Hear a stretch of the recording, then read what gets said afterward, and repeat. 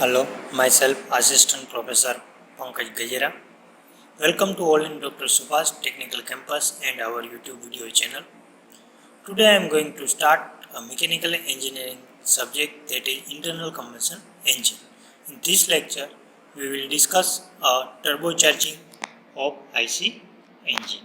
In this lecture, topic to be covered: turbocharging, advantage and disadvantage of turbocharging, and last one is comparison of supercharged and turbocharged. Let's we discuss first of all turbocharging.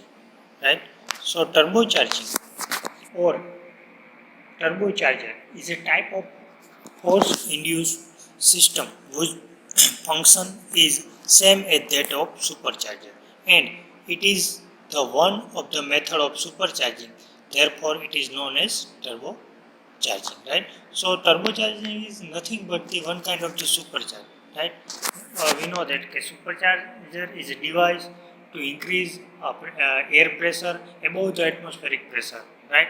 And a turbocharger will be also the same function. Right? Only difference is that in turbocharger the exhaust gas is utilized for run the turbine, and the turbine is coupled with the compressor, and the compressor will be run, or supercharger will be run through turbine and increase the air pressure or NDC, air density. Right? So this is called the turbocharger. Turbocharger compressor is air flowing into the engine. As we know that supercharger are powered by engine itself, therefore net power output may be reduced if compressor is not fully utilized. We know that in a supercharger, supercharger is run through the directly engine, so consume the power of the engine, and turbocharger is not run directly to the engine, so not consume power of the engine, and that his power output will be increased in turbocharger. The turbocharger uses the exhaust gas from the engine to run the turbine, work like as a gas turbine, which in turn compressor. The turbine in the turbocharger rotate speed of up to 150,000 rpm, and turbocharger speed is very high. And turbocharger is run by the turbine, and turbine is power is utilized in the run for the compressor. We see that the block diagram of turbocharging principle. Right? So we know that if in an internal combustion engine, we know that internal combustion engine exhaust gas is high and carry a lot of energy, and that lot of energy wasteful in energy. Right? So turbochargers utilize this waste of energy and use for run the turbine, and then after compressor and supply the air is in turbocharging device. So we can see first of all the IC engine run exhaust valve, exhaust gas here, exhaust gas. Exhaust gas is removed by the engine, and then the high temperature and high pressurized exhaust gas will be lost of more energy, and that the engine can work at high power density without increase of the thermal load. Then after this exhaust gas, a part of the exhaust gas energy treated by turbine, so use of turbine, and turbine will be run, and this turbine is connected with the combined shaft in compressor. The air is pressurized by the compressor, atmospheric air is pressurized by air is compressor, and then compressed air is cooled by the cooler. The air cooler bring air to a high density to engine by decreasing the temperature, and that high density air is supplied to the engine. So turbocharger is generally used in a multi-cylinder engine, not used in a single cylinder engine, because cyclic fluctuation of pressure in exhaust pipe in single cylinder. Right? So not we are using single cylinder engine, we are only use a turbocharger in multi-cylinder engine. Right? In order to understand how the power output is increased by turbocharging, consider a Otto cycle on PV diagram with and without supercharging.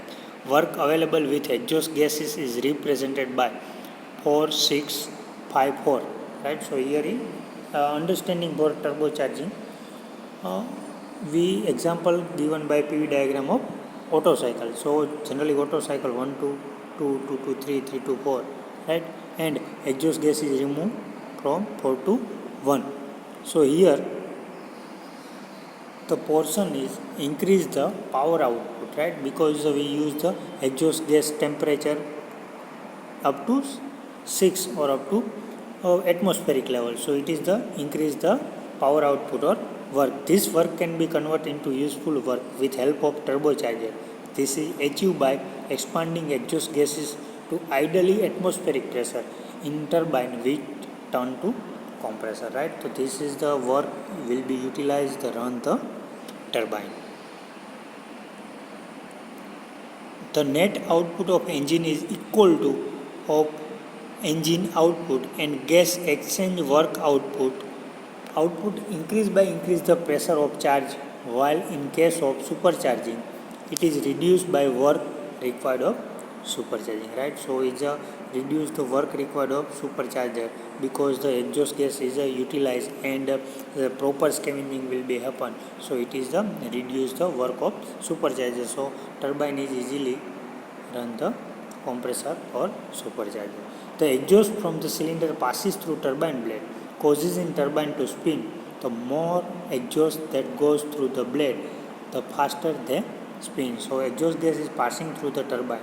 So gas is turbine is spin faster, right? And order to handle a speed of up to 115,000 rpm, the turbine shaft has to be supported very carefully because we know that the turbine is supported by the bearing, right? So many bearing is used, but here we use the fluid bearing and ball bearing. So first fluid bearing. This type of bearing support the shaft on thin layer of oil that is constantly pumped around inside shaft, right? Is where shaft is constantly supplied the air fuel, right? This serve two purpose. It cool the shaft, and some of the other turbocharger part, and it allow the shaft to spin without friction and allow to shaft without friction. Is a principle of fluid bearing. So we use the fluid bearing, and another is a ball bearing. In ball bearing to support the turbine shaft, but they are not your regular ball bearing. They are super precise ball bearing made of advanced material to handle the speed and temperature of turbocharger, right? So it is not generally used ball bearing. It is a super precise ball bearing because here is a high speed turbocharger near about the 150,000 rpm. So it is the need for high precise bearing.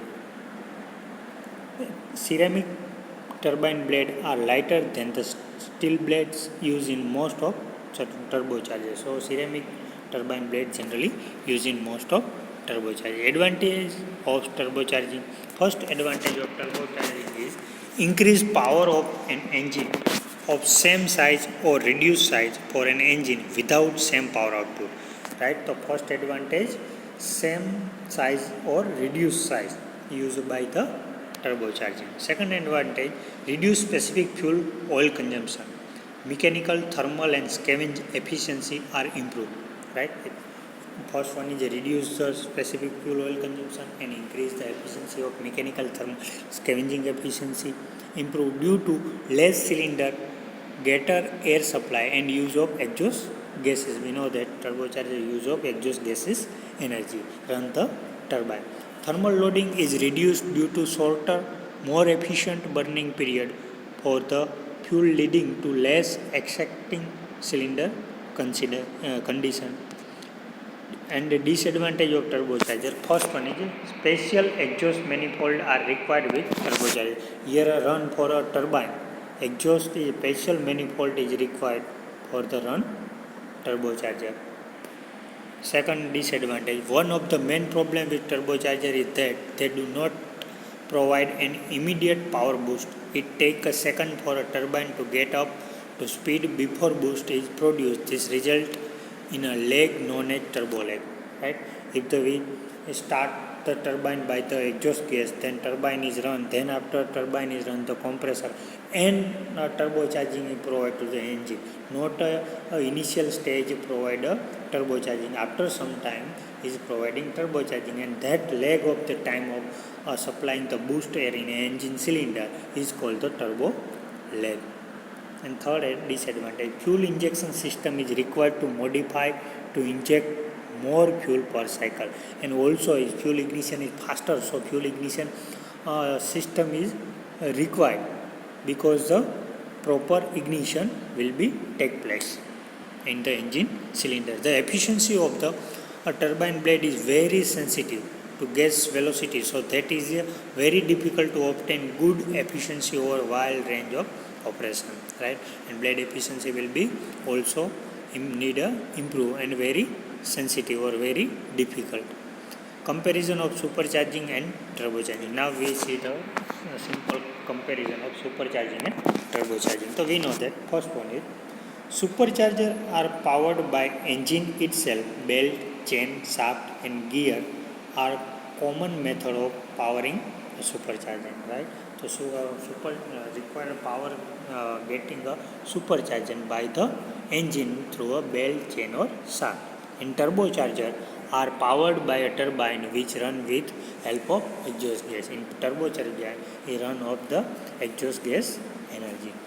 In supercharger run at speed to about 30,000 rpm, and we know that turbocharger is run very faster and speed is 150,000 rpm.